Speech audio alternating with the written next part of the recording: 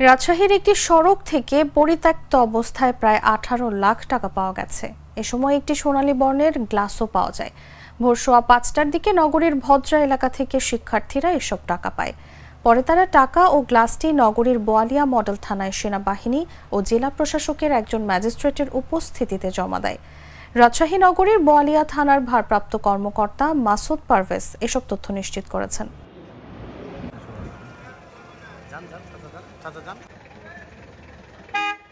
আমরা আমাদের এলাকার যে স্বেচ্ছায় ডিউটি আছে ওইটা সেরে আর কি বাসায় যাচ্ছিলাম। অমত অবস্থায় তখন ভোর 5টা কি সোয়া 5টা বাজে। অমত অবস্থায় আমরা হচ্ছে যে আমাদের যে বাসায় যাবার গলি, ওই গলিতে একটা ব্যাগ দেখতে পাই। আমাদের সন্দেহর কারণে আমরা ব্যাগে হচ্ছে যে প্রথমে লাথি মারি একটা, তখন দেখি যে ব্যাগের ভিতরে কিছু আছে।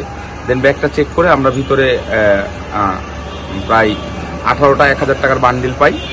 আমরা সবাই আর কি তারপরে টাকাটা নিয়ে আর ও হচ্ছে যে সোনালী কালারের একটা ছোট্ট 2 ইঞ্চির একটা ধাতব গ্লাস পাই। তো ওইটা এখনো চেক করা হয়নি ওইটা কি সোনা না পিতল। আর হচ্ছে আমরা দিয়ে ওইটা প্রপারলি নিয়ে আমরা হচ্ছে যে বোয়ালিয়া থানায় আসি। বোয়ালিয়া থানায় এসে আমরা অফিসার, তারপরে আমাদের যে আর্মি যে কর্মরত আছে ওনার মাধ্যমে আমরা হচ্ছে যে ম্যাজিস্ট্রেটকে আর কি ইনফর্ম করি। যে ম্যাজিস্ট্রেট আসে, তারপরে হচ্ছে যে এখনো আর কি পেপার ওয়ার্ক চলছে, এখনো পেপার ওয়ার্ক শেষ হয়নি।